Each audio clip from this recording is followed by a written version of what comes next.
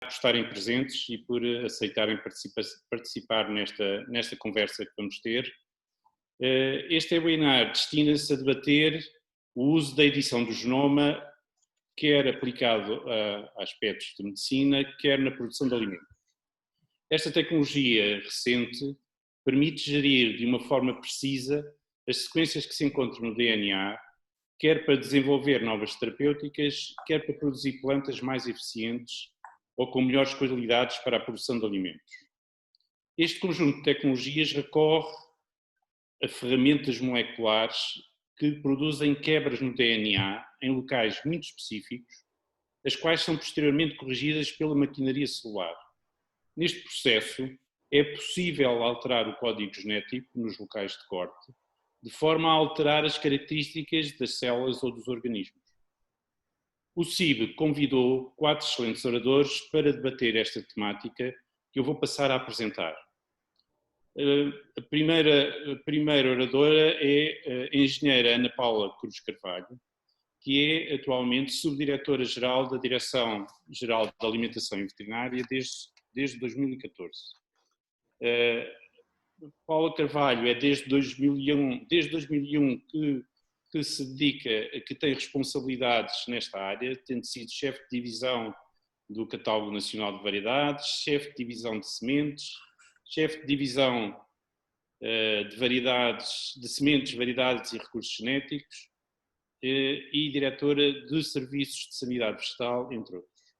Tem uma larga experiência nos aspectos regulatórios, quer ao nível nacional, quer ao nível europeu, nestas áreas.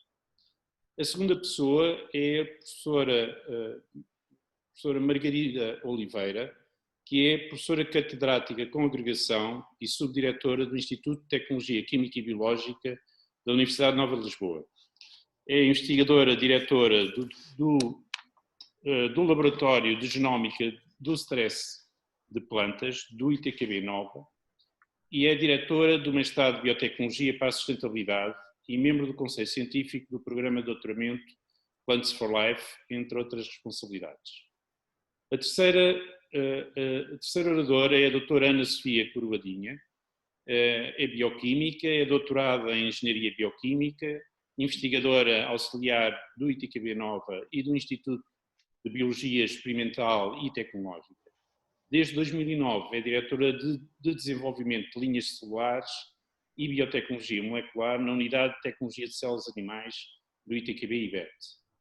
Finalmente, o Dr. António Vaz Carneiro é médico especialista em medicina interna, nefrologia e farmacologia clínica, sendo também professor catedrático da Faculdade de Medicina da Universidade de Lisboa, onde dirige o Centro de Estudos de Medicina Baseada na Evidência.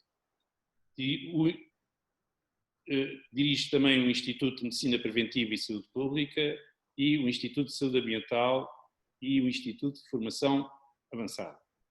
Foi membro do Conselho Nacional de Ética para a Ciência da Vida e é o diretor da Cochrane Portugal. Aos 4 oradores, eu quero agradecer muito a disponibilidade para participar neste webinar e esperar, no final, podermos interagir com o público presente. Sem mais delongas, vou apresentar-vos. O webinar será constituído pela discussão de 2 conjuntos de questões. Eu colocarei o primeiro conjunto de questões, os oradores responderão a essas questões. De seguida, colocarei o segundo conjunto de questões, os oradores farão também os comentários e as respostas a essas questões e, a partir daí, será aberto o debate com o público, que poderá solicitar, fazer comentários, que terão que ser obviamente breves, e ou colocar questões a qualquer um dos oradores presentes. O primeiro conjunto de questões que gostaria de fazer é o seguinte: o contínuo desenvolvimento de ferramentas moleculares para editar o genoma, o contínuo aumento do número de organismos vivos sequenciados, obviamente que em particular o genoma humano e o genoma de plantas que são cultivadas e utilizadas para a produção de alimentos, e o contínuo aumento da ressequenciação destes organismos. Quando eu digo ressequenciação, no fundo estou a falar da sequenciação dos genomas de cada um dos indivíduos de uma determinada espécie, como por exemplo a espécie humana, permite prever uma nova era para as ciências biológicas? Esta é a primeira pergunta que coloco. Estas ferramentas permitem responder a questões científicas que antes nos estavam vedadas?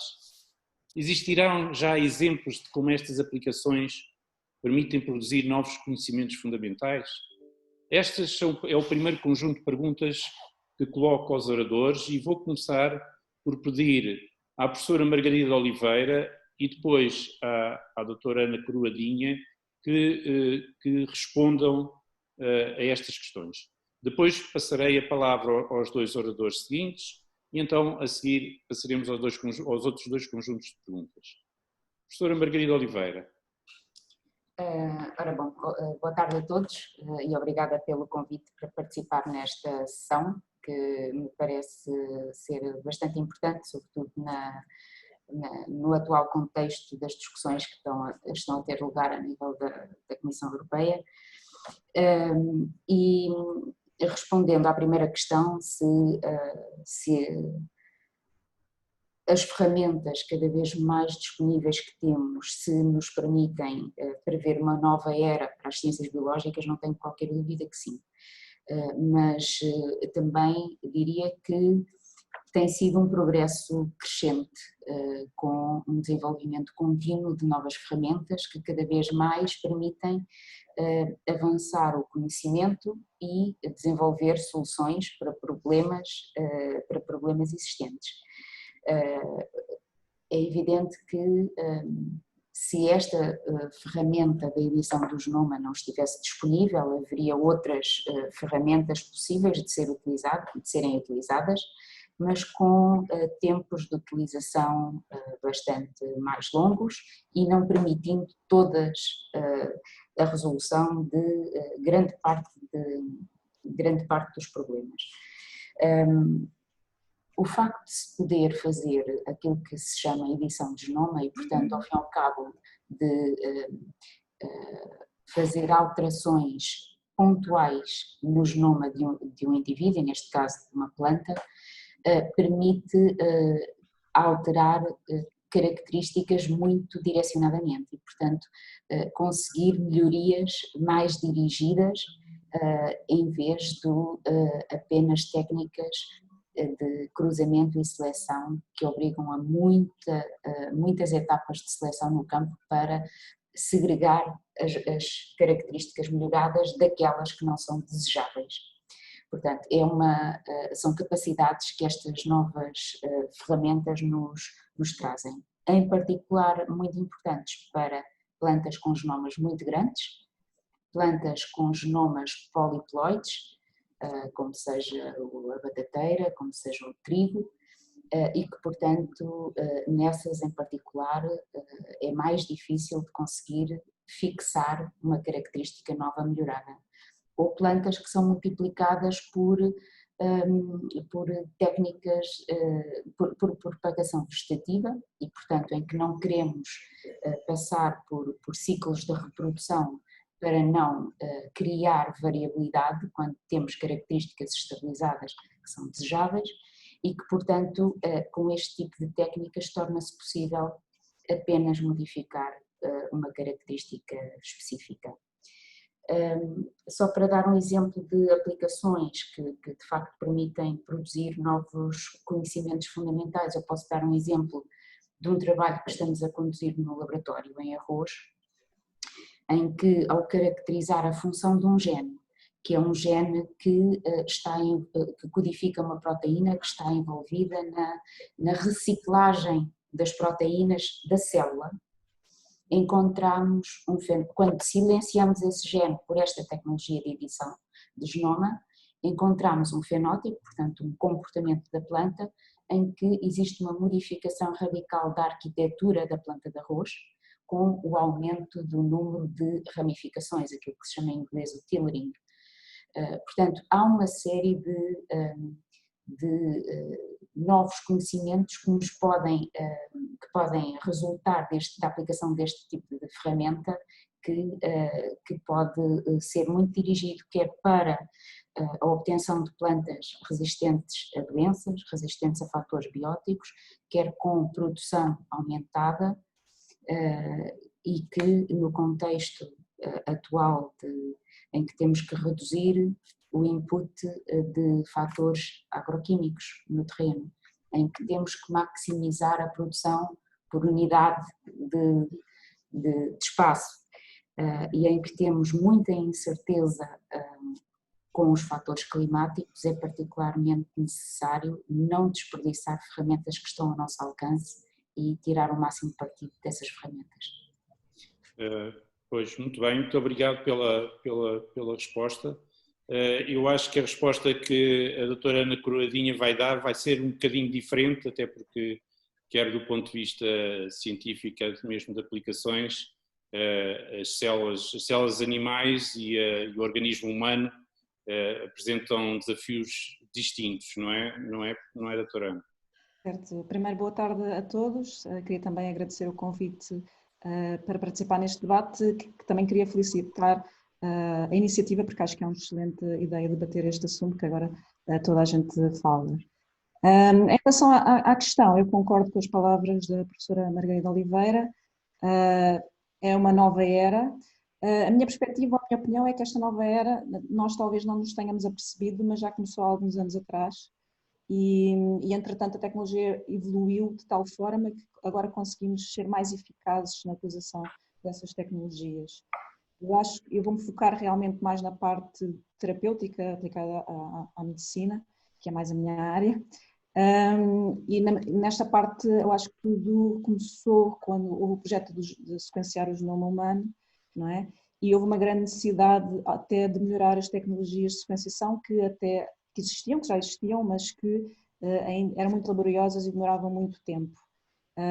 E a partir daí as ferramentas evoluíram muito, conseguiu-se fazer ligação entre doenças genéticas e mutações e a sequência do genoma humano, isto por um lado, e por outro também houve evolução nas técnicas de tentativa de terapia génica. Portanto, a terapia génica, ou seja, o tratamento de doenças por transferência de material genético já existia, já começou também há bastante tempo. Portanto, eu diria que esta nova era começou nos anos 90, nos finais dos anos 90, mais ou menos, quando as técnicas de sequenciação também evoluíram e quando a terapia génica também entrou no seu primeiro ensaio clínico, nos anos 90, 1990, na realidade, e houve esta ligação de ligar doenças genéticas e tentar tratá-las, embora hoje em dia se possa utilizar estas ferramentas genéticas mesmo para tratar outros tipos de doenças, como as infecciosas e não de origem hereditária.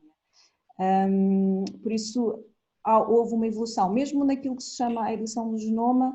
Eu fiz o doutoramento em terapia génica e desde cedo fui muito exposta, já no início dos anos 2000, já muitas tecnologias e a aplicação de técnicas de edição do genoma. A primeira ferramenta, os denominados zinc fingers, também foram criados nos finais dos anos 90, o primeiro ensaio clínico em 2008, 2009, se não estou em erro.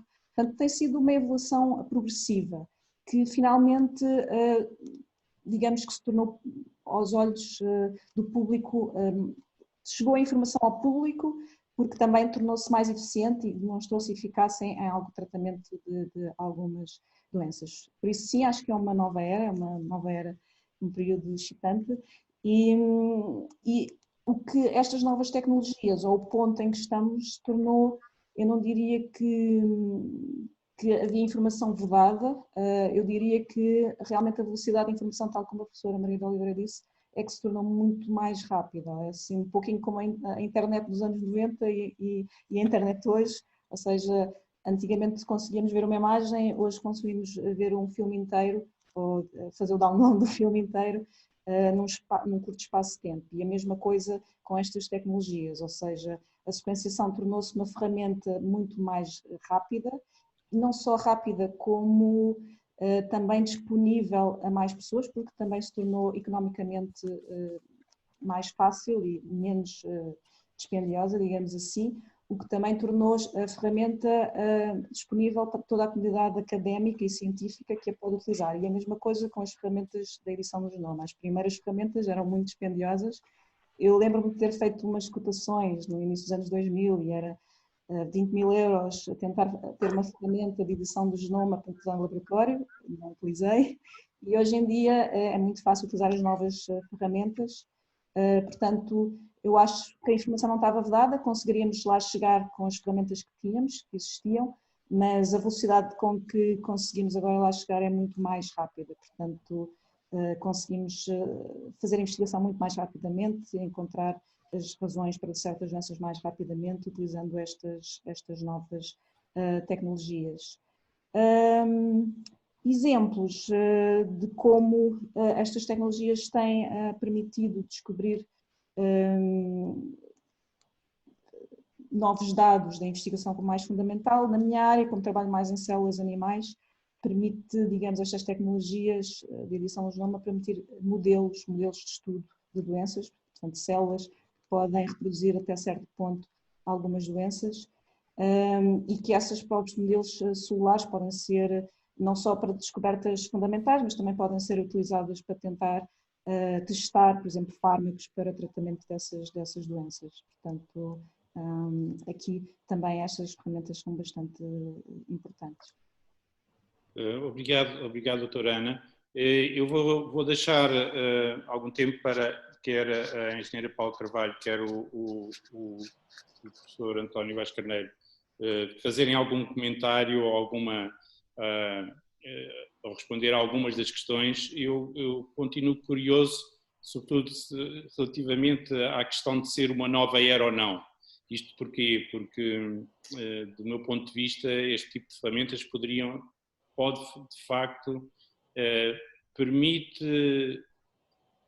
permitem a sua utilização em tentar desenvolver conhecimento fundamental que antes dificilmente nós conseguiríamos alcançar. Agora, se isso corresponde a uma nova era permite atingir uma nova era só por si, não sei. É verdade também que se calhar ambos estão mais relacionados com aspectos de aplicação e desse ponto de vista também gostaria de ouvir algum comentário para já, embora depois numa segunda ronda as perguntas sejam-vos mais dirigidas. Talvez começar pela engenheira Ana Paula Carvalho. Obrigada, boa tarde a todos. Estão-me a ouvir? Obrigada a todos. É um prazer estar aqui hoje a falar sobre edição do genoma. Eu acredito que poderá ser uma nova era no melhoramento vegetal, poderá ser uma nova era para muitas aplicações na agricultura e na produção de alimentos.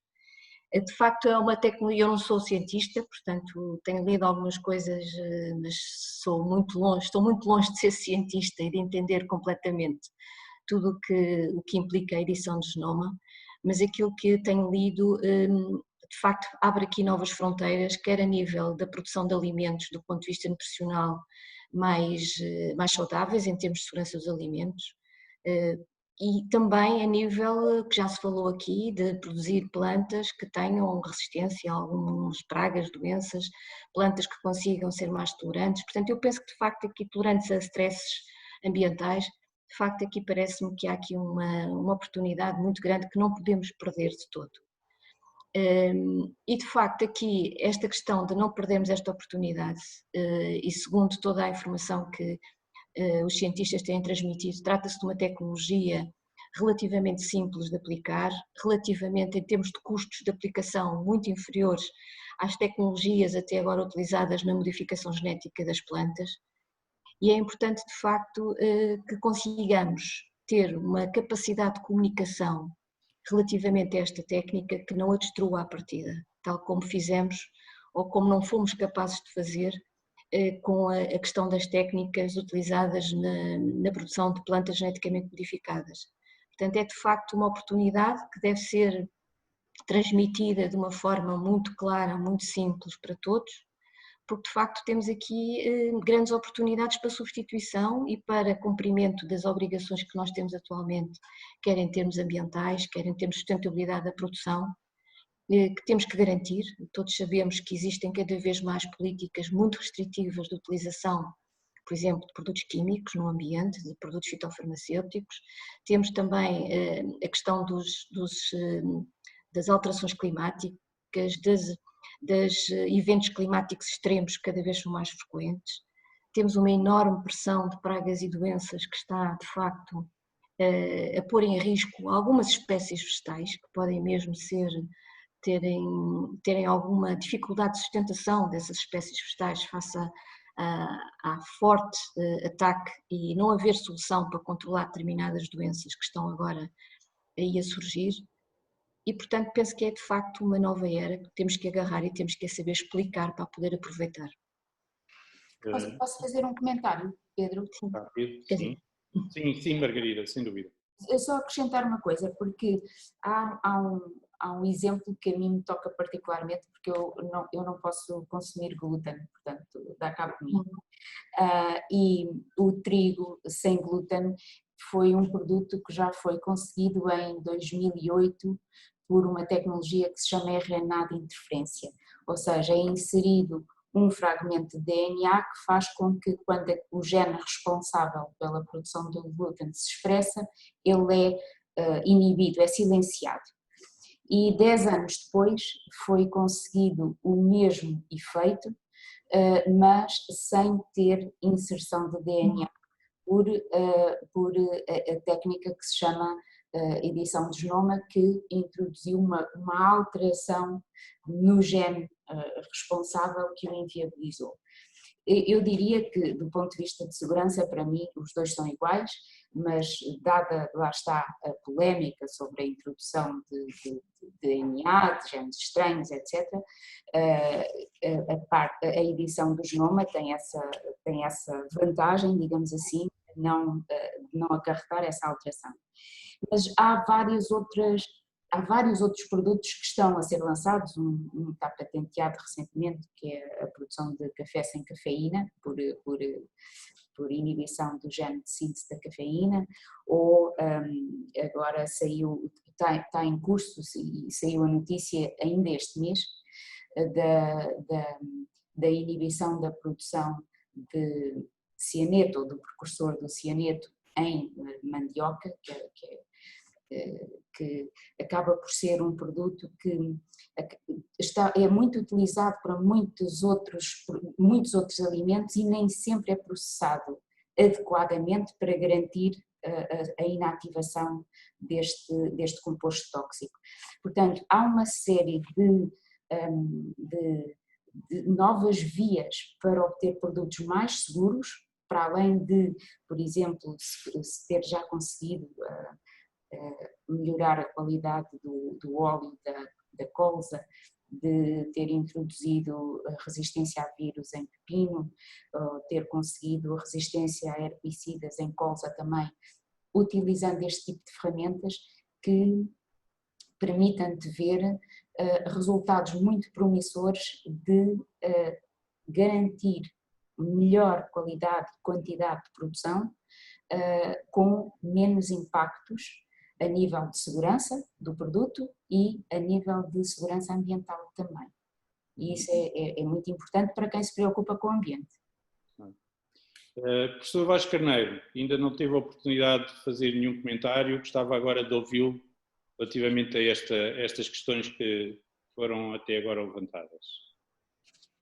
Bom, meu caro Pedro, muito obrigado pelo convite. Eu tenho imenso gosto de estar aqui, cumprimentar as minhas colegas de painel, chamamos assim, todo o público que tem paciência numa altura destas em que todos temos 50 zooms por dia, está sentado a ouvir mais 1 hora, 2 de zoom, o que releva da resiliência grande, de maneira que, muito obrigado. Eu sou médico e, portanto, a minha perspectiva do genoma, da edição genómica, é, como é óbvio, as suas aplicações. Eu não sou geneticista, não trabalho num laboratório específico que faça este género de técnicas, mas aquilo que eu estou interessado é verdadeiramente em que é que esta metodologia, estas técnicas podem ajudar a tratar doenças, a prevenir doenças. E nesse sentido, paralelamente a este assunto, penso que íamos falar assim na parte ética, porque nessa altura elas são tão importantes, a parte técnica como a parte ética, e e a parte ética é absolutamente fascinante, as questões que podemos colocar são absolutamente fascinantes em relação à edição genómica no humano, em células humanas, não é? Que eu diria que estamos é uma nova era, sem dúvida, estou inteiramente de acordo com a ideia de que isto é uma coisa diferente. Nós estamos a entrar numa área diferente. E estamos a entrar numa área diferente para as pessoas não são muito destes níveis de conhecimento por duas. Há dois tipos de edição genómica. Há a edição genómica das células germinais, estaminais, aquelas que se vão propagar nas gerações seguintes, e há nas células somáticas, que é, por exemplo, só num coração ou num fígado, uma coisa qualquer. Eu gostaria de me concentrar mais na primeira do que na segunda. Porque é óbvio que se eu vou fazer uma alteração genética num ser humano, que depois vai transmitir essas alterações na sua prole, digamos assim, eu vou ter problemas técnicos e, acima de tudo, problemas éticos completamente diferentes do que se for apenas uma abordagem terapêutica ou preventiva, ou mesmo diagnóstica, também já estamos a entrar na área diagnóstica com estas tecnologias, de um órgão ou de uma doença específica. E, portanto, na medicina há três grandes áreas, que eu diria que a maior parte das pessoas, provavelmente, em termos de olhar para a clínica, disto serão essa. Em primeiro lugar, é aquilo que se chama o enhancement. Sendo o enhancement, no fundo, o aprimoramento, se quiser, é desenvolvimento de características que são inatas à raça humana. Por exemplo, eu tenho uma metodologia de transformar os miúdos todos em terem um índice de inteligência de 170. Ou desenvolver uns miúdos que, por exemplo, tenham uma estrutura física de tal ordem que rapidamente possam ser alguns dos melhores atletas a nível mundial nas áreas em que eles se dedicarem. E isto cria, como é óbvio, situações únicas, com reflexões éticas também elas únicas, não é? Porque quando nós pensamos no chamado enhancement até mental, mas físico, a gente repugna de pensar que agora vou ter 3 filhos, que eles sejam todos campeões dos 100 metros livres, mas de repente podemos pensar que um doente com uma distrofia muscular pode, como é óbvio, beneficiar extraordinariamente de nós corrigirmos aquele gene para lhe dar uma estrutura muscular normal. Tudo isto é muito complicado, nada disto é simples, nada disto é preto e branco, são muitos matizes cinzentos. A primeira área que mais me interessa a mim, porque é aquela que é até eticamente a mais complexa, é esta coisa do enhancement, ok? Que vai acontecer, e que vale a pena a gente discutir, porque vai acontecer, já deve ter acontecido várias vezes, nós é que não sabemos, e vai ser uma área de compra e venda comercial absolutamente esmagadora. É isso que eu acho que nós temos que ter essa noção quando falamos sobre este problema da edição genómica. A segunda área é bem entendida os benefícios médicos. Será que eu posso prever a doença de Alzheimer? Será que eu posso prever, por exemplo, numa família com muito cancro da mama, poderei fazer uma manipulação genética para que, por exemplo, as gerações seguintes já não tenham maior incidência de cancro da mama? É uma doença importante, é uma doença com uma mortalidade importante, é uma doença que tem um fundo genético indiscutível. Será que isso me pode ajudar, me pode fazer uma prevenção muito maior do que aquela que eu tenho agora e que para o cancro da mama tem poucos fatores preditivos que nós conhecemos? Mas isso é uma área extremamente importante. Por exemplo, saindo agora da doença em si, saindo para a área das doenças infecciosas, já se estão a tentar fazer animais que são resistentes às infecções. Imagine, por exemplo, nós podemos ter uma edição genómica que põe largas quantidades de pessoas imunes à malária. Seria uma coisa extraordinária. Cá por mim, seria uma coisa, já que morrem 3 milhões de pessoas por ano de malária. Era uma coisa extraordinária. Não tínhamos de estar a preocupar com o mosquito, nem tínhamos de estar a preocupar com nada, por isso simplesmente estas pessoas tinham uma imunidade, uma incapacidade de ser infectadas pelas moléculas. Essa é uma segunda área. E depois há as doenças raras, aquelas doenças genéticas raras, que podem, digamos assim, ser sujeitas a este tipo de alterações genéticas. Mas não é só no bebê, por exemplo, nos pais que possam ter, por exemplo, um casal, por azar, tenham, por exemplo, ambos têm uma doença autossómica recessiva, cada um deles com esse marcador, e, portanto, não ter um filho que vai ter certeza da doença, nós podemos verificar o genoma num e, portanto, alterar essa possibilidade. Por exemplo, a doença de Huntington, que é uma doença autossômica dominante, a pessoa tem que ter 2 genes, a gente altera o gene. Portanto, há aqui um campo extraordinário de intervenção, e eu não falei nas partes diagnósticas, porque é uma parte muito recente e talvez seja um pouco menos interessante para quem nos ouve, mas há aqui um campo extraordinário de modificação ao mais nível, mais profundo e mais íntimo daquilo que nós somos como seres vivos, que tem problemas extraordinariamente complexos e que vale a pena a gente também depois até também discuti-los um pouco assim. De maneira que era isto que me parecia em termos clínicos que neste momento tem. É óbvio que, e para terminar, há muito tempo que se procura a relação entre um determinado perfil genético e a incidência de certas doenças comuns. Diabetes, hipertensão, doença coronária, cancro do cólon. E é óbvio que se nós tivéssemos um sistema preditivo que nos desse uma segurança muito grande, em que a percentagem que estas pessoas têm estes genes irão ter 70%, 80% ou 90% de hipóteses de ter esses tumores, permitir-me fazer uma intervenção preventiva muito mais focalizada e, portanto, muito mais eficaz. É óbvio que isto é um sonho que nós temos. A experiência que nos deu até agora, no entanto, tem sido bastante desapontante. A maior parte das doenças mais comuns, cancros, doenças cardiovasculares, doenças reumatológicas, são doenças de grande complexidade em que a genética é apenas uma pequena parte da sua realidade. E, portanto, eu mesmo que tentasse influir na genética destas doenças, em primeiro lugar, é muito difícil detectar onde é que é o locus específico, são aqueles que nós chamamos os Wide Genome Association Studies, são grandes bases de dados, é muito difícil focalizar o locus e na prática há muitos outros fatores para quem tem diabetes, não é só uma questão genética, há depois toda uma série de fatores ambientais, de comportamento, e portanto não tem sido, infelizmente, foi uma ideia que se teve há uns 10, 15 anos atrás, que isso podia ser uma das vias mais interessantes, mas não tem sido, de facto, não tem tido grandes resultados. Pelo que provavelmente esta nova tecnologia pode nos permitir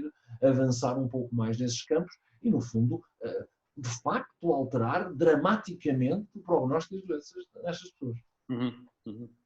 Pois, muito obrigado, professor. Isto dá um mote para, de facto, o que disse até agora, dá um mote para o segundo conjunto de questões que vos quero colocar, de facto, e vou já passar a elas. E a primeira questão desse conjunto é se a utilização da edição do genoma, quer para fins terapêuticos, mas também para fins de produção alimentar, coloca ou não, eu diria que sim, mas gostaria de os ouvir, desafios éticos e regulamentares. E quais são esses desafios? O professor já adiantou alguns deles relativamente à questão da utilização para a terapia humana e para a modificação, para aquilo que disse que era o enhancement, o melhoramento humano. Mas eu gostaria de ouvir de novo, gostaria de falar nisso, também na componente de melhoramento da qualidade dos alimentos e gostaria de vos ouvir se estes desafios são de facto diferentes daqueles que já se colocavam antes do desenvolvimento deste tipo de tecnologias, porque é óbvio que nós, os seres humanos, a humanidade sempre tentou de alguma forma gerir, quer do ponto de vista da doença, ou quer do ponto de vista da produção dos alimentos, tentou gerir a forma como lidamos com eles e tentou criar condições para otimizar essa gestão e melhorar os resultados da intervenção que íamos fazendo nessas condições. Antes ainda de vos passar a palavra, existem mais duas perguntas associadas que têm a ver com os utilizadores finais, ou se quiserem, aqueles que vão usufruir dos produtos destas tecnologias. E a pergunta que vos coloco, que está um pouco associada às outras, é se de facto estamos já preparados como sociedade para aceitar este tipo de aplicações e se existe uma diferença significativa no uso e na regulamentação destas aplicações quando se olha para o lado da medicina e das aplicações terapêuticas ou quando se olha para o mundo da produção dos alimentos, em particular dos alimentos vegetais, embora podemos aqui ser mais amplos e falar da produção de alimentos quer vegetais, quer animais. Ou seja, é diferente quando uma pessoa pensa eu tenho aqui uma nova ferramenta para tentar curar uma doença que afeta uma parcela ou um conjunto de pessoas de uma sociedade, ou pensar vamos desenvolver uma planta que nos apresenta um alimento com novas características, ou uma planta que permita produzir alimentos em condições mais agrestes, vamos dizer assim, desta maneira, e utilizando menos produtos, menos agroquímicos, ou utilizando menor quantidade de água, por exemplo. Eu lanço este conjunto de perguntas primeiro à engenheira Paula Carvalho e ao professor Vasco Carneiro, e depois estenderei aos outros dois oradores. Pode ser? Paula, posso começar por ti? Estou sem som. Está sem som. Já me ouvem? Sim. Pronto. De facto, são questões extremamente pertinentes e eu penso que há aqui, de facto, por exemplo, em termos regulamentares, necessário fazer uma reflexão. Eu falo essencialmente por parte dos alimentos, produção dos alimentos e também por parte do melhoramento vegetal, e é necessário que haja uma reflexão sobre o enquadramento desta tecnologia, das novas técnicas de melhoramento, incluindo estas, em termos regulamentares. E devemos procurar, do meu ponto de vista, não enquadrar ou não, sobretudo a questão da edição do genoma, não enquadrar esta tecnologia na tal tecnologia OGM, não ir por aí, porque se formos por aí temos de facto aqui uma posição e uma atitude em termos da União Europeia extremamente conservadora, muito renitente a essa tecnologia, e podemos de facto, associando a regulamentação da edição do genoma a esta regulamentação, estamos a dar um sinal à Europa que estamos a pôr tudo dentro do mesmo saco e a considerar as tecnologias todas de alguma forma com o mesmo grau de preocupação e com o mesmo grau de exigência em termos de estudo de impacto e análise de impacto. E de facto aqui tem que haver alguma reflexão sobre o enquadramento legal deste tipo de tecnologia aplicada ao melhoramento de plantas. No que diz respeito à questão se é mais fácil aceitar esta tecnologia à parte da saúde humana, eu penso que sim. Aliás, isso já se verifica também em outras tecnologias que usam alterações do genoma, que é muito mais fácil aceitar, por exemplo, a produção de insulina através de organismos geneticamente modificados do que aceitar milho produzido com uma planta geneticamente modificada. Portanto, há um desligamento da opinião pública muito maior relativamente àquilo que é imediato, que é a saúde humana, do que é a parte da produção vegetal. Em termos de produção animal também penso que será aqui também difícil, é um desafio fazer passar a importância e a possibilidade de utilizar esta tecnologia à produção animal, porque aí estamos a falar com seres mais próximos dos seres humanos e a opinião pública pode ser mais diversa, mais difícil de explicar o que é esta tecnologia. Mas de facto considero que é importante que nós desenvolvemos estes aspectos, nomeadamente, porque não, a questão da qualidade nutricional dos alimentos. Há muitos alimentos que nós comemos todos os dias que têm problemas nutricionais. A Margarida falou da questão dos celíacos, falou da questão dos intolerantes ao amido, e portanto de facto há aqui situações que podemos aproveitar como oportunidades de transmitir aos consumidores a importância desta tecnologia para produzir plantas, para produzir alimentos que do ponto de vista nutricional serão mais saudáveis, mesmo em termos de alimentação. Mas de facto há aqui muito para fazer em termos de comunicação, essencialmente comunicação. Eu assisti e estou desde o início, comecei a trabalhar nestas áreas da biotecnologia, logo no início, quando se começou a falar dos organismos geneticamente modificados, e temos que mudar o curso ao nosso discurso, a forma de transmitirmos a informação é essencial. Mas penso que vai haver aqui, de facto, uma abordagem distinta entre a utilização na saúde humana e na parte do melhoramento das plantas e na produção de plantas. Temos que saber explicar. Mas a tecnologia é basicamente a mesma, não é? Sim, exatamente. Não é muito diferente. Exatamente, tal como a tecnologia dos organismos geneticamente modificados é a mesma, mas há uma aceitação diferente quando se utiliza a tal, por exemplo, insulina obtida por tecnologia, por biotecnologia, e não se aceita o consumo de uma farinha produzida através do milho geneticamente modificado. Portanto, há aqui de facto uma aceitação por parte do consumidor distinta, e isso tem que ser também pensado com esta tecnologia. Não podemos perder essa oportunidade de explicar que é uma tecnologia que poderá ter grandes benefícios, e aqui temos benefícios muito diretos em termos nutricionais que podemos aproveitar. Já há estudos a serem desenvolvidos em batatas que produzem muito menos acrilamida, que têm...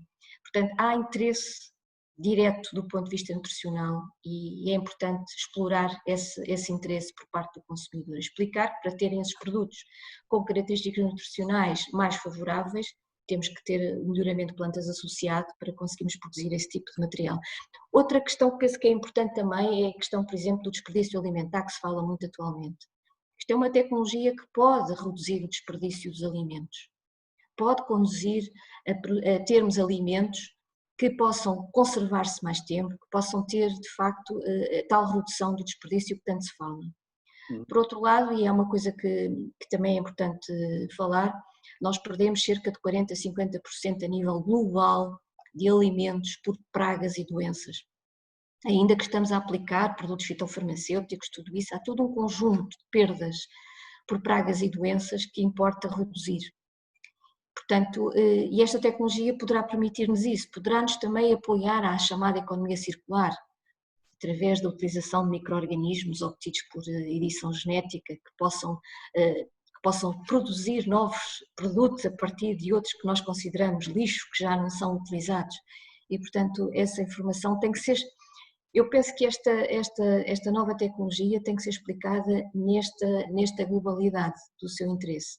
Obviamente, a minha área, aquilo que eu estou mais vocacionada é para a parte do melhoramento e para a parte da produção de alimentos, mas preocupa-me a questão do desperdício alimentar, preocupa-me a necessidade efetiva de implementarmos as economias circulares e termos o reaproveitamento de subprodutos que atualmente não são utilizados, e que esta tecnologia vai nos permitir esse tipo de aproveitamento. Sim, muito obrigado, Paula. Professor Vasco Carneiro, reconhece esta diferenciação entre a utilização deste tipo de tecnologias em que se mexe no ADN das pessoas e no código genético, esta diferenciação entre quando tentamos utilizar estas ferramentas para aspectos terapêuticos, vamos pôr desta maneira, e a questão da produção de alimentos. Isso é, do ponto de vista médico, também reconhece isso. E do ponto de vista ético, como é que aborda esta temática, observando esta diferenciação? A minha perspectiva, o meu prisma fundamental quando eu olho para estas coisas é o seguinte: quais são as tecnologias que existem hoje em dia, os problemas, as áreas científicas e técnicas hoje em dia, que podem pôr em causa a sobrevivência da humanidade. É assim que eu olho para isto. E há três, na minha opinião. A primeira é a ecologia e as bombas nucleares, que é uma espécie de problema ecológico e do ambiente. Ou seja, o primeiro caso que nos pode matar a todos é o ambiente. Seja qual for a razão que estamos a falar, o ambiente é uma área absolutamente crucial que, se não tomarmos conta dele, mais cedo ou mais tarde vai nos exterminar. É uma questão de tempo. O segundo é a superinteligência artificial, que é uma segunda área altamente interessante, absolutamente extraordinária, e que eu não vejo no mundo científico em que me movo grande reflexão sobre esta área, que me parece vir a ter uma importância potencialmente destrutiva da humanidade inteira, e nós vamos ter tempo hoje de falar disto, mas é essa o meu mais profunda convicção. E a terceira é a edição genómica. Eu lembro que há 2 anos, numa grande reunião internacional em Hong Kong sobre precisamente edição genómica, um doutor chinês chamado He Guankui anunciou ao mundo inteiro que tinha pura e simplesmente feito 2 bebés geneticamente modificados, numa perspectiva de evitar que estas duas gêmeas apanhassem SIDA. Isto provocou uma onda a nível mundial extraordinariamente forte. O médico foi muito criticado, foi violentamente criticado, foi condenado na China a 3 anos de prisão e desapareceu. Quer dizer, no jargão chinês, deve ter sido morto. Quando os prisioneiros na China desaparecem, quer dizer que nunca mais ninguém os vê, quer dizer que eles com certeza foram mortos. Isto porquê? Porque ele, ao fazer isto, sem aparentemente licença das autoridades chinesas, colocou a China numa posição insustentável sob o ponto de vista ético. E os chineses são sensíveis a isso e não brincam em serviço com estas coisas. Ora bem, se nós entendemos que houve dois pais que foram ter com esta pessoa e que lhes pediram para que as suas gêmeas fossem imunes à SIDA, temos que acreditar que neste momento, as we speak, um pouco por mundo todo, mais legal ou menos legalmente, haja toda uma série de manipulações genéticas para fins que não são exatamente tratar as doenças que eu dei no exemplo anterior. Ou seja, nós estamos a entrar num mundo novo, não é admirável, mas é um mundo novo de potenciais gravíssimas consequências, porque eu não sei neste, por exemplo, há dados de que certos laboratórios ligados às Forças Armadas Americanas estão a tentar desenvolver alterações genéticas de resistência à dor, que é para, por exemplo, os soldados serem muito mais eficazes no campo de batalha quando têm um limiar à dor muito mais alto do que nós. Estou a dar este exemplo, é das poucas coisas que sei, e é natural que não saiba mais porque as coisas são secretas, mas esta manipulação genética pode ter, de facto, consequências extraordinárias. Aquelas que eu estou a pensar, que possam ser talvez uma das mais importantes, é a consumerização disto. É eu chegar ao pé de um laboratório e dizer: eu gostava de ter um filho com olhos azuis e 1,80 m, importa-se de me fazer 2 filhos iguais a este. E isto acho que vai acontecer. O meu problema todo é que isto acho que vai acontecer, quer a gente queira, quer a gente não. Pelo que, se por acaso a comunidades internacionais não se juntarem todas para, de uma maneira legal, ética, proibir este género de práticas, isto vai acontecer. Portanto, essas são as minhas grandes preocupações em relação à parte negativa do genoma, da edição genómica. Vou agora dar uma parte positiva. Eu acho que isto tem partes muito positivas. Eu espero a qualquer momento a criação de porcos ou de vacas que sejam fabricantes, portanto, geneticamente transformados, sejam fabricantes de proteínas humanas e que sejam o contexto ideal para a transplantação de órgãos. Em vez de andarmos à espera de que as pessoas morram e tirar os órgãos, ter modelos animais que estão geneticamente alterados para dar exatamente o tipo de proteínas que nós temos, pelo que já não vai haver rejeição de proteínas. E de repente temos uma loja com corações, fígados, rins. Acreditem, para nós médicos, isto é um sonho extraordinário, porque todos os dias nos morrem doentes com falência hepática, falência renal, falência cardíaca.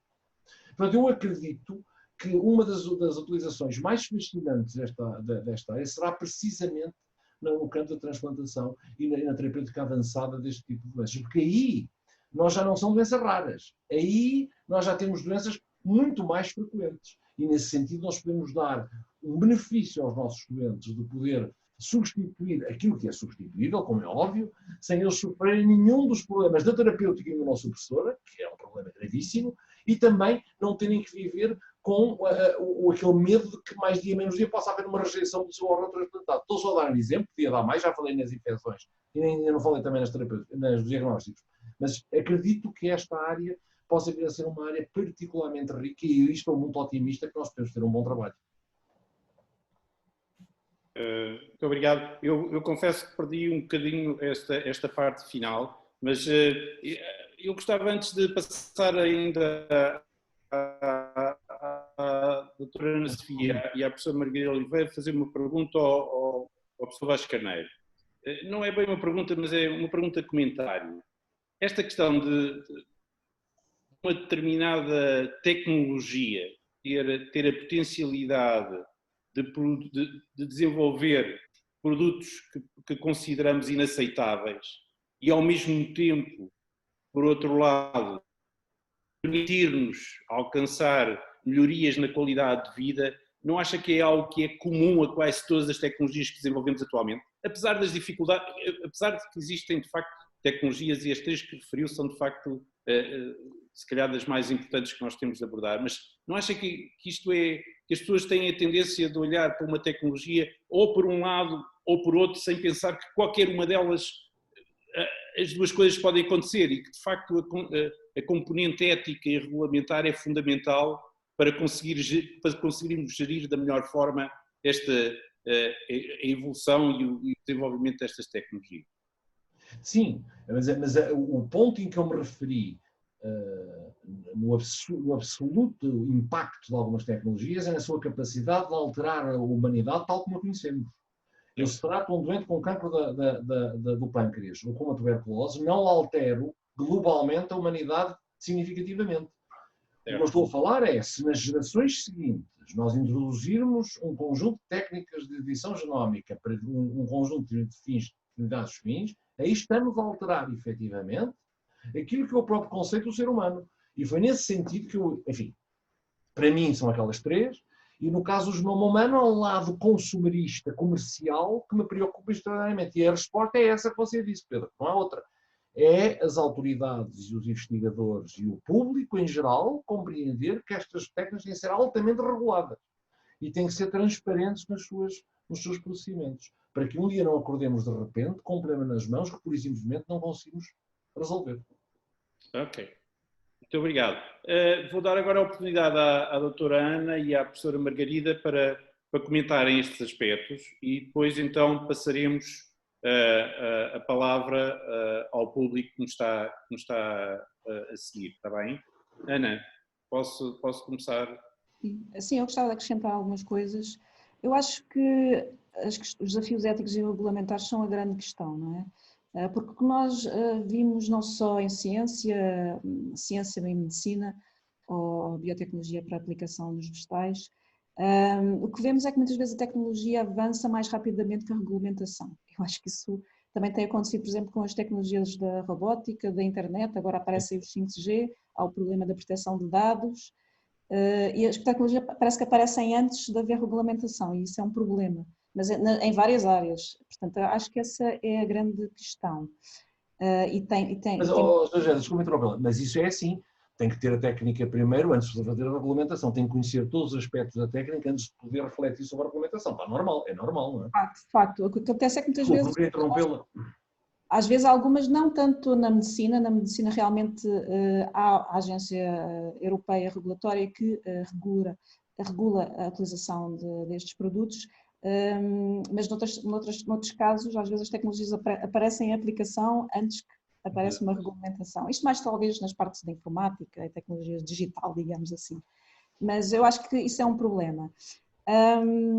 Depois, o que é que eu queria dizer? Queria também dizer que há outras questões, queria só acrescentar que realmente se calhar é um pouco diferente a regulamentação nos produtos alimentares, que eu não tenho conhecimento dos produtos que são terapêuticos, porque todos os produtos que entram, que são aprovados, tal como as vacinas, agora que estamos a ouvir falar do Covid, tudo o que é este tipo de terapias avançadas precisa de passar por ensaios clínicos e tem que ser aprovada pela entidade regulatória, no nosso caso europeia, e depois representada em Portugal pela Infarmed. Portanto, não passam sem essa aprovação.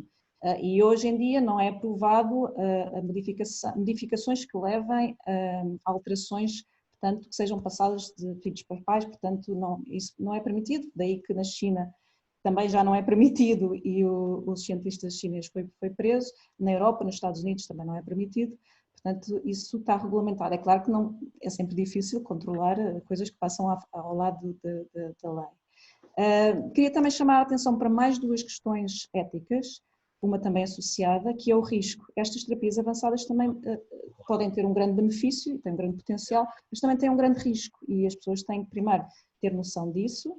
E a sua utilização, a decisão final de utilização ou não, tem que conter em si uma avaliação desse risco de utilização desta tecnologia para o tratamento de doenças.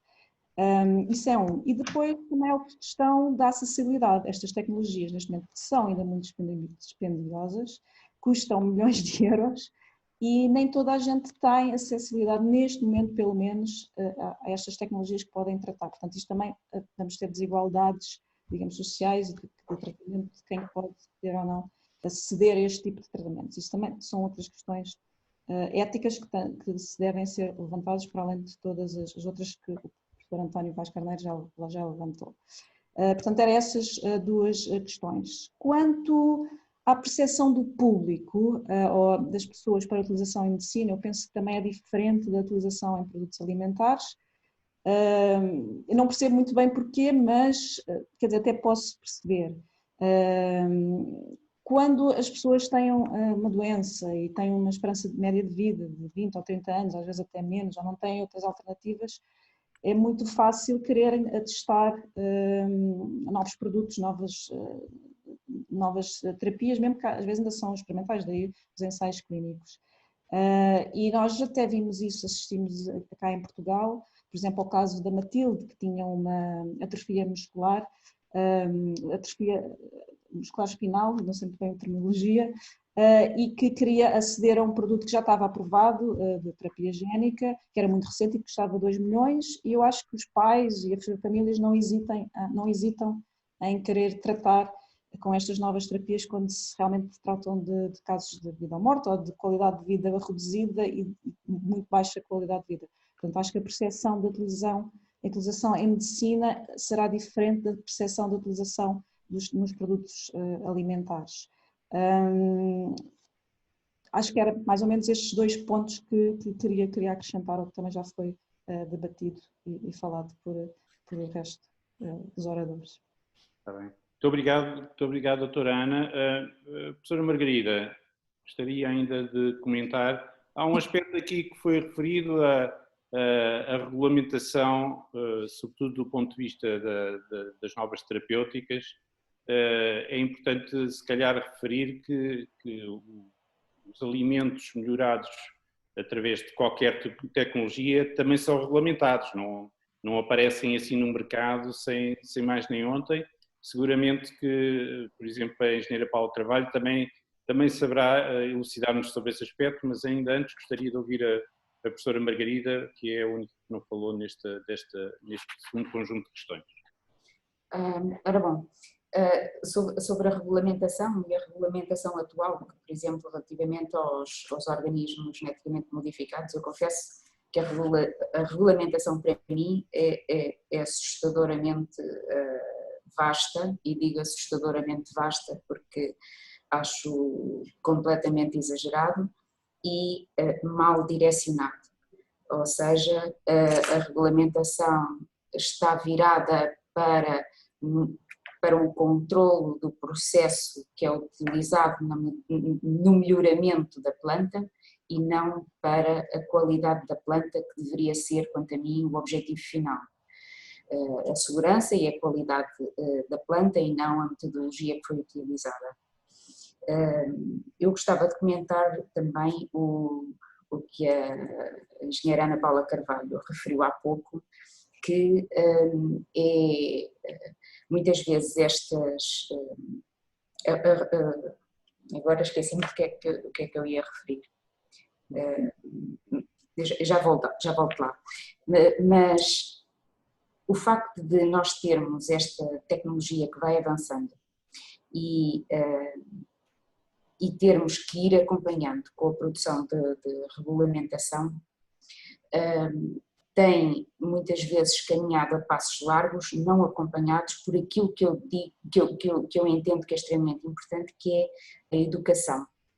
A educação e a consciencialização das pessoas, da humanidade em senso lato, mas de cada indivíduo sobre aquilo que tem à disposição e a responsabilidade que tem perante os outros, a sociedade, o ambiente, a natureza, etc. E há muitas vezes atitudes que eu diria que são quase criminosas relativamente à passagem de testemunhos aos jovens, na forma como é feita e transmitida a educação sobre as tecnologias que existem ao nosso dispor.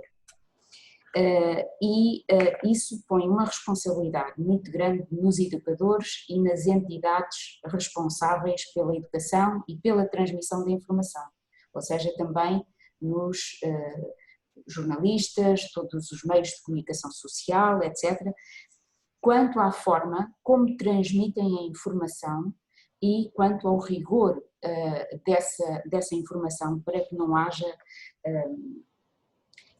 haja manipulação de opinião. Porque nós hoje em dia temos muita, por vezes diz, a opinião pública é contra isto, é contra aquilo. A opinião pública em muitas situações foi-se gerando com base na informação que recebeu. Quer dizer, eu tenho perfeita consciência que relativamente a assuntos que não domino muito bem, eu não consigo ter uma posição, por vezes, de conhecimento factual sobre determinados factos. E isso, obviamente, que sucede com muita gente relativamente a assuntos que eu conheço e que já tenho uma opinião mais formada. Ora, para o ensino de tudo o que está relacionado com estas novas ferramentas da biotecnologia, é extremamente importante que os formadores dos jovens estejam bem a par de quais são as ferramentas, das suas implicações e transmitam isso corretamente. E, como digo também, nós precisamos de ter jornalistas informados para também comunicarem a informação corretamente. A nossa regulamentação está muito feita para uma opinião pública que reage emocionalmente. E, portanto, também é responsabilidade dos organismos que têm a responsabilidade, seja académicos, seja estatais, seja outros, de comunicarem a informação correta. Eu penso que gradualmente tem vindo a haver uma tomada de consciência por parte de setores que rejeitavam este tipo de tecnologias e talvez a nível dos grupos mais jovens haja esse aumento de consciência. Há uma situação agora recente na Alemanha, uma pequena fração do Partido dos Verdes que está a tomar consciência que, de facto, se eles se preocupam com o meio ambiente e com a sustentabilidade ambiental, então não podem rejeitar um conjunto de ferramentas que pode ajudar a melhorar e a resolver problemas de sustentabilidade ambiental. E, portanto, já começa a haver alguma mudança de opinião, que ainda tem que atingir, enfim, grupos mais alargados, mas eu continuo a ter muita esperança nos nossos jovens, na educação dos nossos jovens, continuamos a apostar na sua educação e no papel que eles têm que desempenhar no futuro e nas responsabilidades que nós temos perante não só a sociedade e a economia, mas também a sustentabilidade do nosso planeta. É evidente que eu não considero que nós possamos banir uma tecnologia só por causa do seu possível mau uso. Na vertente da aplicação ao ser humano, como o professor António Vaz Carneiro estava a referir, é evidente que se nós começarmos a pensar em todas as possíveis utilizações da edição do genoma, é assustador. Mas eu penso que nós mais facilmente vamos conseguir gerir as potenciais utilizações erradas se tivermos uma postura aberta sobre o assunto e claramente tornarmos claro o que é que faz sentido e o que não é admissível, do que se banirmos a tecnologia, porque nós já sabemos que não é possível banir, porque não é possível descobrir tudo o que se faz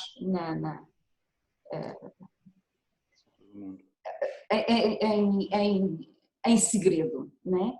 Portanto, a única hipótese que eu vejo é precisamente aumentar a consciência geral sobre o que é correto, o que é útil, o que é necessário e o que é urgente. O que é urgente? porque eu penso que mesmo esta mudança de opinião de alguns membros, como referi, do setor do Grupo dos Verdes alemão, é este sentimento de urgência que nós temos para dar resposta a problemas que nós não vamos conseguir resolver num espaço de tempo muito curto, em que vamos ter situações completamente de ruptura da sociedade, da economia e do ambiente. Portanto, como dizia, e só para sintetizar, eu considero que um dos aspectos mais necessários é a educação, na comunicação daquilo que são as técnicas que nós temos e quais são as possibilidades que temos de as utilizar para o bem da humanidade e do meio ambiente. Também me parece que quanto mais aberta e acessível for a tecnologia, menos temos os grandes poderes de grandes monopólios que depois controlam tudo, porque assim, nós temos que criar condições para acesso à tecnologia, para que ela possa chegar e os produtos possam chegar aonde fazem falta. E isso significa, e os nossos dramas mais críticos vão ser em zonas do planeta que têm menos poder económico. E, portanto, nós temos que lhes dar também condições para aceder à tecnologia e para conseguir progredir. Portanto, isso pode ser mais facilmente atingível se nós reduzirmos o grau de complicação que nós temos com a regulamentação que temos vindo a impor, por exemplo, aos organismos geneticamente modificados. O aspecto que a engenheira Paula Carvalho referiu, de tentarmos desagregar a edição do genoma da engenharia genética, pode ser uma estratégia de facto, fazer perceber que não faz sentido criar esta dimensão de obstáculos à implementação da técnica, mas concordo com o que disse o professor Pedro Fevereiro, que a técnica utiliza ferramentas idênticas, há algumas que de facto não são utilizadas, mas não é substancialmente diferente, e na prática o efeito é um efeito que seria conseguido por algumas das técnicas convencionais de melhoramento, nomeadamente a mutagênese química ou por radiação, e que depois obrigavam a múltiplos ciclos de seleção e de segregação para identificar uma potencial mutação de interesse, que, como eu disse há pouco, não é possível em plantas que são poliploides e, portanto, extremamente difícil. Agora, basicamente o resultado é exatamente o mesmo. Portanto, isto tem que ser percebido e tem que haver uma consciência de que é uma ferramenta poderosa que nos pode ajudar muito a muitos níveis. Engenheiro Paulo Carvalho, antes de passar ainda ao professor Vasco Carneiro, engenheiro Paulo Carvalho, eu gostaria só muito rapidamente de abordar a questão da regulamentação das novas variedades, isto independentemente de serem geneticamente modificadas ou não, porque geneticamente modificado, dependendo da perspectiva de todas as novas variedades vegetais são modificadas, não é? Só para o público que temos já à nossa frente perceber, não tem de ser uma coisa muito específica, mas parece que há a ideia de que, lá está, que na medicina tudo é muito, muito, muito, muito controladinho e que depois quando a gente vai para produzir plantas, eles fazem lá umas coisas e aquilo já está e não há problema. Será mesmo assim? Isto rapidamente, antes... Não, de todo.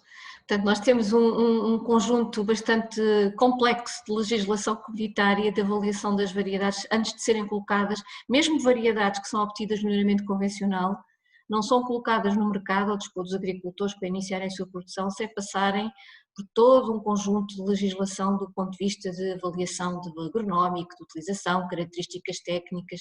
Portanto, há de facto uma legislação bastante complexa mesmo do ponto de vista de avaliação das variedades.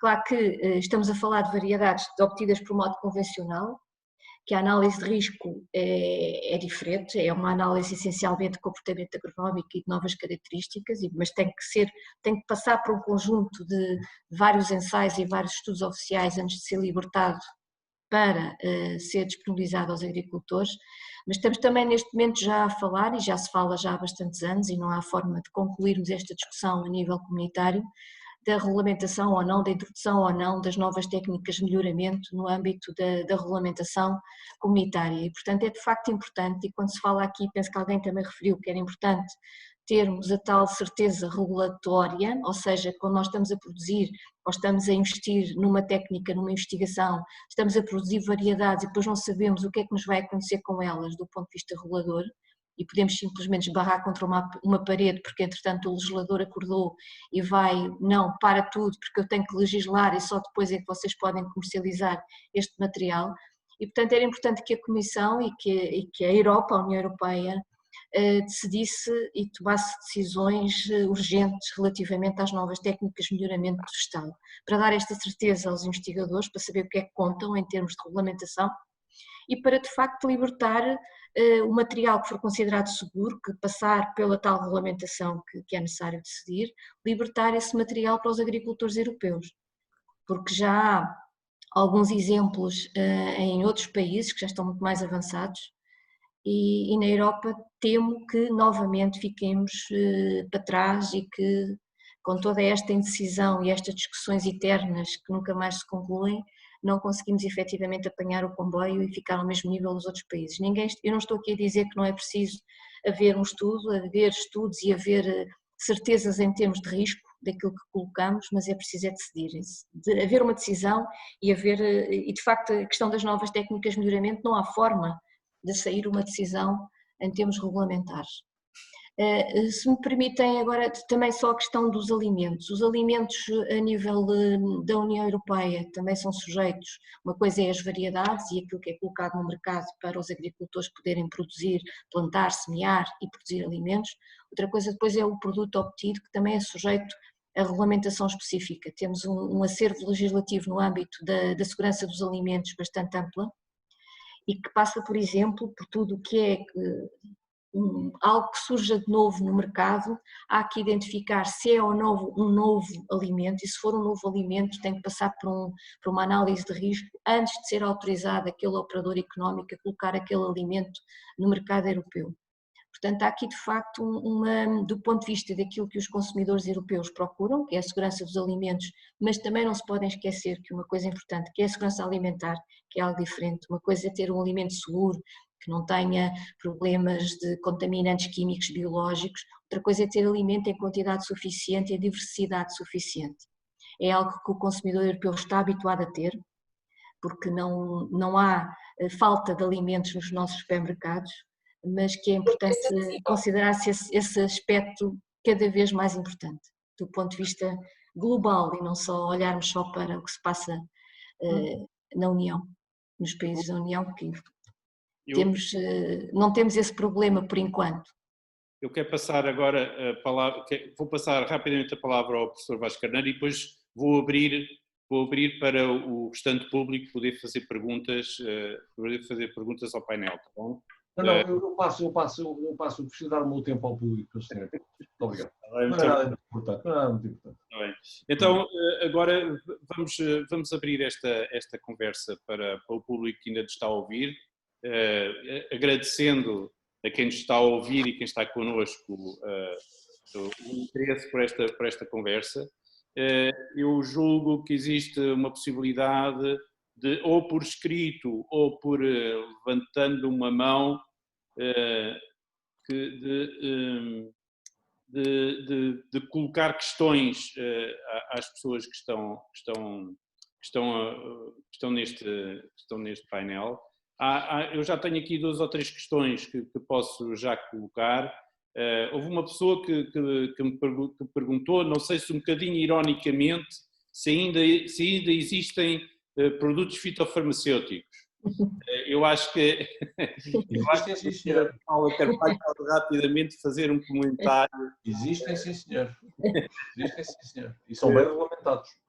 Existem, cada vez em termos do que se passa no território da União, cada vez com menos substâncias ativas autorizadas no território da União, porque de facto quer a revisão, as avaliações de revisão das substâncias ativas já colocadas, quando determinam ou quando identificam algum risco que não seja mitigável, conduz à sua retirada, mas ainda existe, mas de facto estamos a ter em algumas culturas e algumas pragas completa ausência de possibilidade de fazer e ter instrumentos químicos. Estamos a falar de instrumentos químicos ou mesmo produtos fitofarmacêuticos de origem biológica, porque os produtos fitofarmacêuticos não são exclusivamente produtos químicos, temos vários produtos fitofarmacêuticos de origem biológica, bioquímica, por aí. E mais uma vez a questão da edição do genoma, ainda ali há pouco achei curioso, a produção de pesticidas biológicos através desta tecnologia, produzindo, por exemplo, fomentando a produção de feromonas de insetos que possam substituir os inseticidas. Portanto, mais uma vez aqui também há uma oportunidade que não podemos perder, porque se não temos outras formas de combater as pragas e doenças, algo tem que acontecer em termos de inovação e a ciência tem que nos dar essa resposta, tem que nos ajudar a essa resposta. Sim, senhora. Muito obrigado. Eu já tenho aqui mais perguntas, portanto eu vou pondo as perguntas. Eu tenho a impressão que esta também é para a engenheira Paula Carvalho, porque a engenheira Paula Carvalho falou a determinada altura na redução do desperdício, da utilização deste tipo de tecnologias para reduzir o desperdício. Uhum. Tenho vontade de responder, mas eu não sou orador, portanto vou deixar isso ou para a engenheira Paula Carvalho ou para a professora Margarida Oliveira. Sim, eu posso, por exemplo, dar um exemplo. Penso que até já foi mesmo produzido uns cogumelos que têm capacidade de resistência ou capacidade de redução de entrar em senescência após a sua colheita, se é que podemos dizer colheita no cogumelo, penso que sim, e portanto prevê o maior tempo de conservação e portanto os cogumelos que rapidamente são desperdiçados nas linhas de supermercado, nos lineares de supermercado, porque entram rapidamente em senescência, mantêm-se com uma capacidade de conservação maior e, portanto, de facto, há um benefício direto em termos da redução do desperdício alimentar. Mas, de facto, aqui o desperdício alimentar, se falarmos em termos de toda a fileira, desde o desperdício, não é propriamente desperdício alimentar, na acessão da definição de desperdício alimentar, mas no que diz respeito à perda dos alimentos nas explorações agrícolas, perdas por várias razões, sobretudo razões fitossanitárias, conseguimos reduzir aí significativamente essa perda. Eu falei quando no início que a nível global considera-se em termos globais uma taxa de perda de alimentos de cerca de 40% a 50% derivado de pragas e doenças. Estou a falar também, por exemplo, de pragas e doenças de conservação, não apenas no campo, mas também após a colheita, na colheita, desenvolvimento de fungos, desenvolvimento de insetos, que de facto originam perdas de alimentos significativas. Uhum. E de facto pode ser um contributo importante esta tecnologia para reduzir esse desperdício.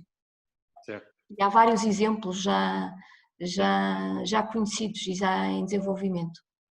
Muito obrigado. Eu tenho aqui outra pergunta que agora é mais para a área da medicina, que é, eu peço desculpa aos intervenientes, eu não vou estar a dizer quem é que está a fazer as perguntas, porque eu acho que é importante realmente as questões, embora algumas das pessoas, uma outra pessoa até conheça. E a pergunta é quem é que está qualificado para decidir o que é eticamente aceitável na edição do genoma humano. Isto é claramente ou para o professor Vaz Carneiro ou para a doutora Ana Coroadinha responderem. Portanto, eu pedia-vos para... Acho que será mais para o meu colega António Vaz Carneiro. Não, é muito simples, é muito simples. A resposta é uma resposta muito simples. Existem as comissões de ética, quer as comissões de éticas centrais, quer as comissões de éticas das unidades de saúde, e são essas comissões que são responsáveis pela reflexão e aprovação de projetos de investigação, mas não só. são também responsáveis por emissão de documentos de regulamentos filosóficos, éticos e etc., que possam ajudar a enquadrar estas atividades. Não nos faltam instituições para fazer isso, quer nos países, quer depois até a nível europeu. Gostava só de acrescentar que a sociedade, eu concordo com a professora Margarida Oliveira quando diz que a informação é muito importante, porque a sociedade, se tiver a informação, a sociedade também pode forçar o próprio Estado, as próprias organizações a ser reguladas determinadas coisas, não é? Portanto, também pode intervir eticamente se estiver bem informado e também se fizer o seu papel. Também há um papel aqui da sociedade, mas é a minha perspectiva. Eu gostava de dizer uma coisa que eu queria dizer, que me parece muito interessante aqui. Claro que sim, a informação aqui é muito importante, mas tendo dedicado parte significativa da minha vida a tentar informar o público numa perspectiva de literacia em saúde, tenho hoje em dia algumas ideias relativamente bem estruturadas, para além de investigação massiva, que nós também fizemos e existe. Lembram-se, foi aqui mencionada a bebé Matilde. Ela tinha uma situação que era uma distrofia muscular muito rara, e foi anunciado às pessoas, ao povo português, que nós precisávamos daquele medicamento porque ela era a única hipótese de ser salva. Ou seja, a única hipótese de ela vir a ter uma vida suficientemente autónoma era aplicar-lhe aquele medicamento e, portanto, o medicamento custasse o que custasse, tinha que o adquirir. Eu, como sou pouco inteligente, fui ver os ensaios clínicos, porque eu gosto de ir ver as coisas na raiz. E a hipótese era que, nos ensaios clínicos, era 1 em 6. Em cada 6 bebés tratados com aquela indicação, só 1 é que tinha, clinicamente e efetivamente, uma progressão minimamente significativa. Alguém aqui neste webinar ouviu apresentar estes dados desta maneira? Ou seja, que a hipótese da bebé Matilde ficar melhor era 16%. Portanto, este é que é o nosso problema da comunicação. O nosso problema da comunicação é exatamente este. É que as pessoas comunicam de uma maneira enviesada, talvez por ignorância ou talvez por interesses, e chegamos a conclusões absolutamente dramáticas. A bebé vai safar, vai ficar bem, até vai um dia ser, por exemplo, aluna de violino. Não é verdade. Isto é cruelmente mentira. Não ouvi em lado nenhum alguém explicar que, de facto, só 1 em cada 6 bebés a quem aplicamos este medicamento responde de uma maneira minimamente significativa do ponto de vista clínico. Pelo que a informação é um problema e a maneira como é apresentada é muito complicado.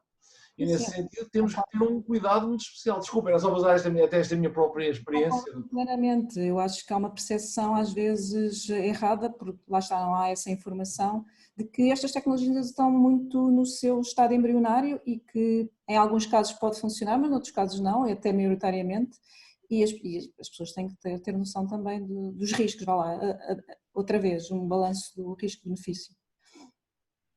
Bem, eu vou avançar um bocadinho mais nas perguntas.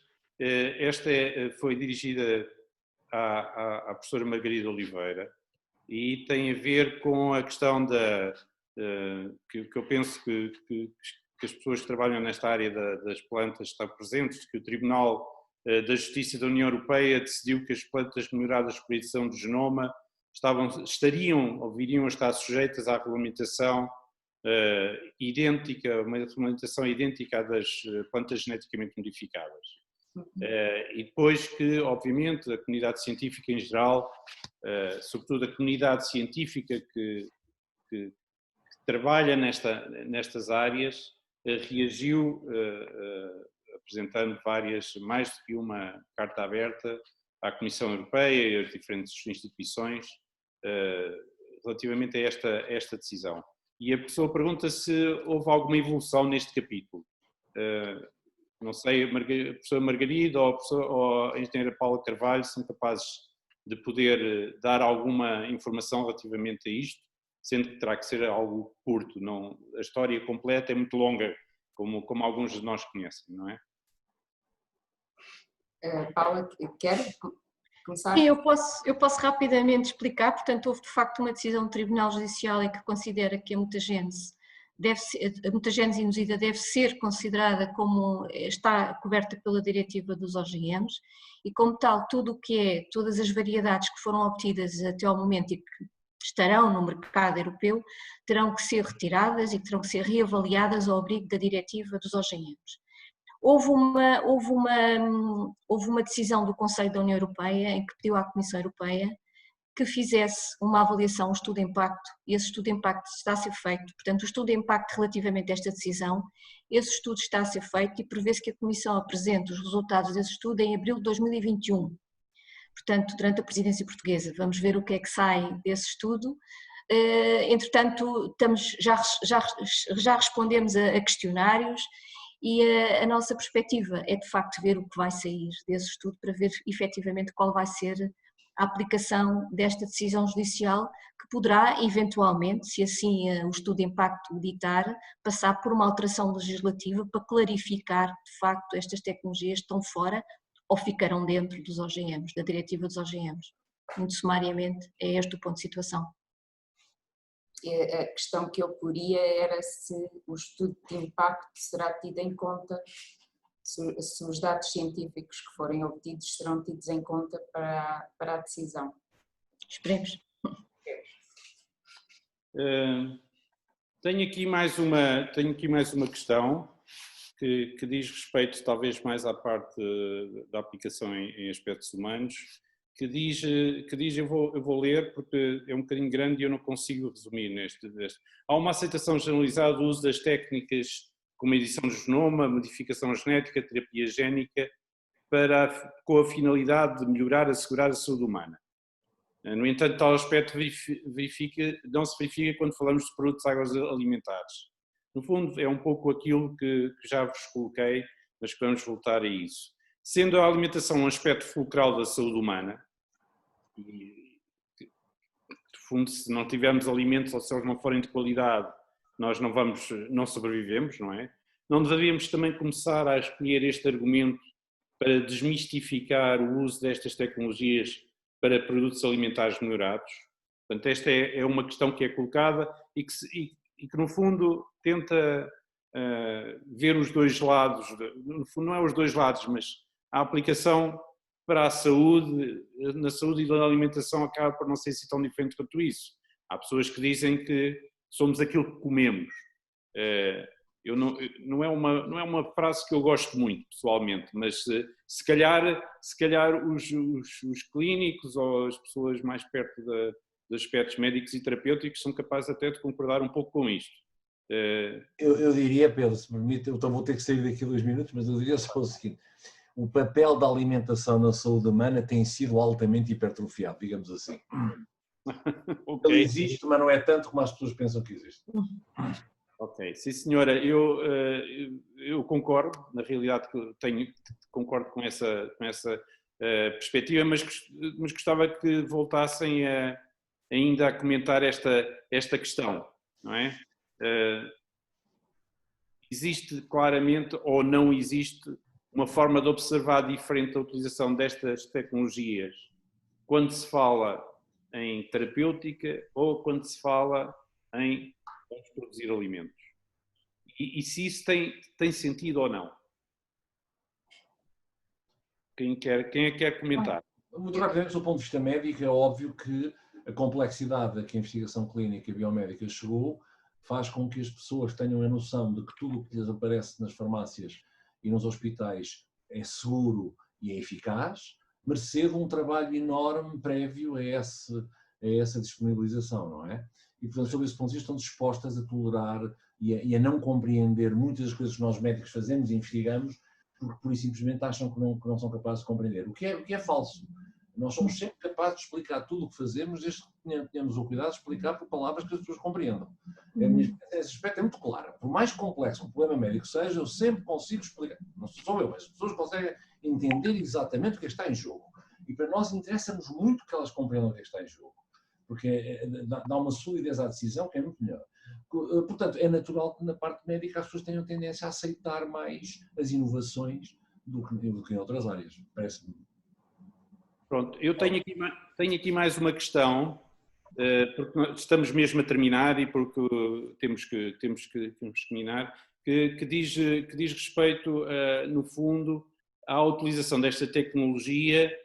A pergunta é se esta tecnologia é mais virada para genes únicos, ou seja, que no fundo que estão relacionados com características qualitativas, ou se é possível também utilizar mas eu acho que até o professor Vasco Carneiro abordou um bocadinho este assunto quando falou daquelas doenças que são doenças mais gerais, como, por exemplo, hipertensão, não é só monogénica, que não é uma característica monogénica, mas, por exemplo, se realmente nós podemos pensar nisto, nesta tecnologia, sobretudo virado para tentar controlar características qualitativas, ou se isto pode ser utilizado noutras situações. Eu não sei quem é que quererá comentar estes aspectos. Posso na vertente das plantas, portanto é evidente que tanto se pode afetar características qualitativas determinadas por um gene único, seja um gene regulador, seja outro, quer características quantitativas, portanto, e é possível... de vários genes, não é?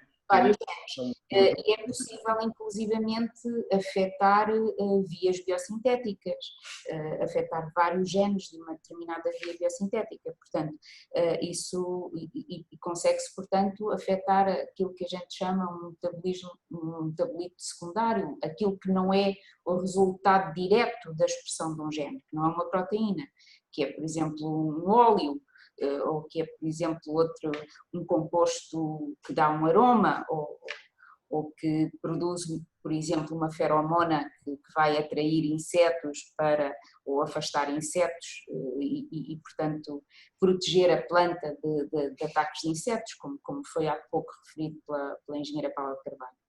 Portanto, qualquer desse tipo de alvos é um alvo possível.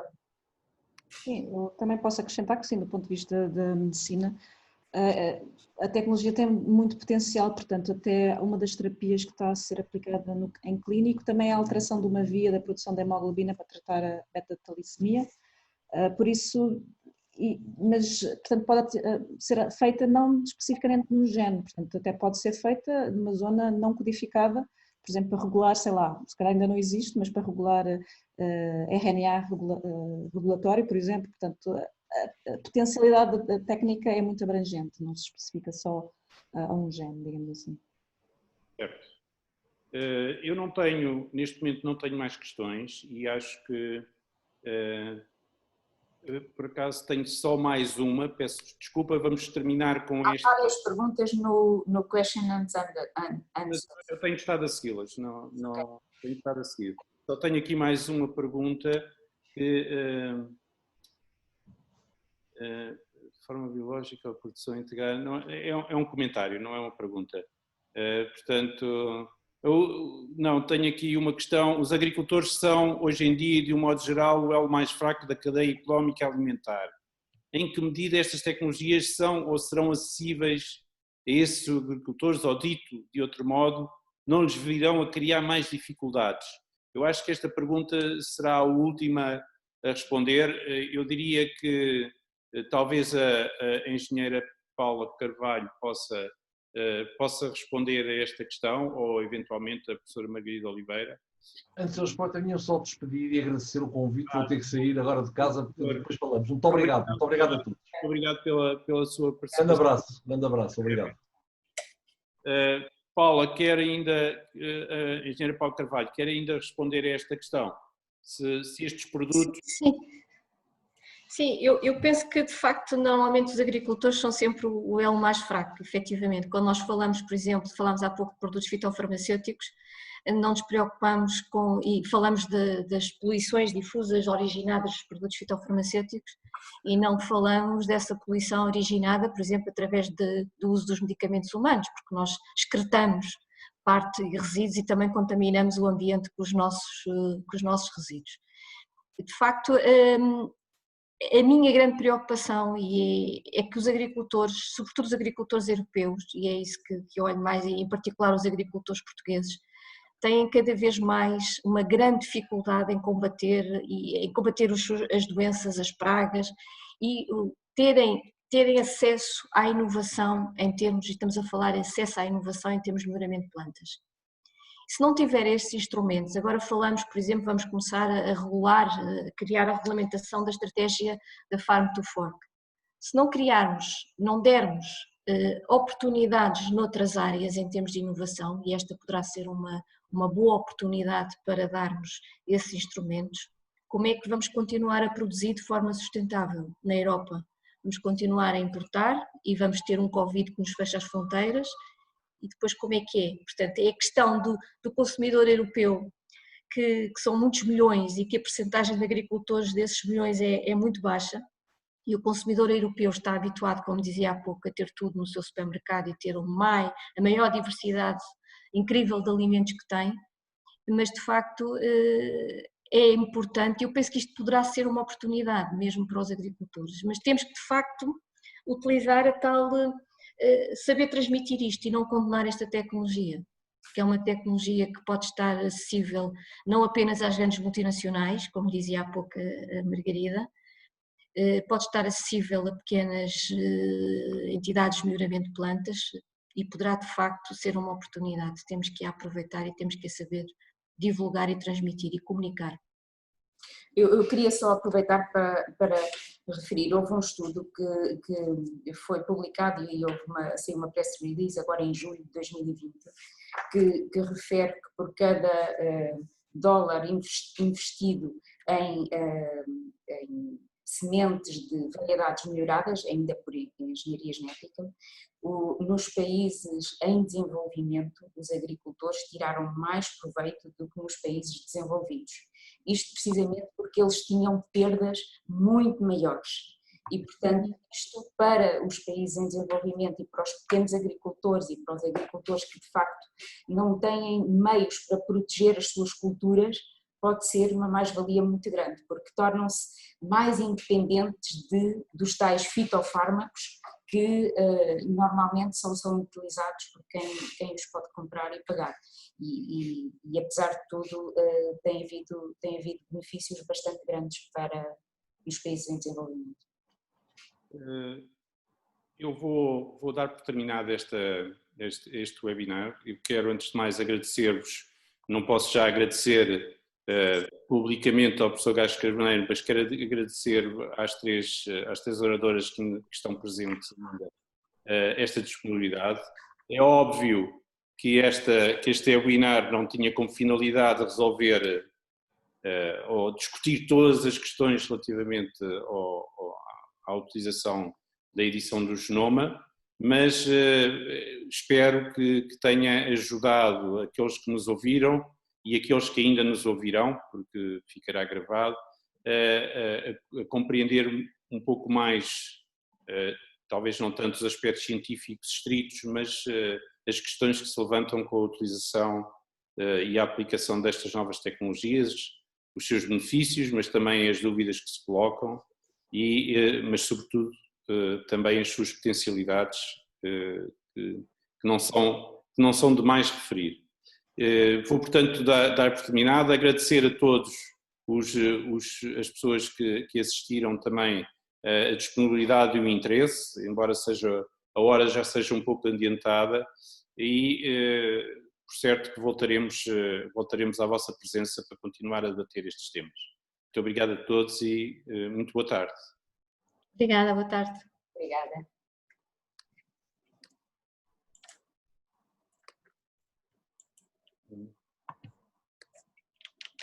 Tenho que responder à Gabriela Cruz.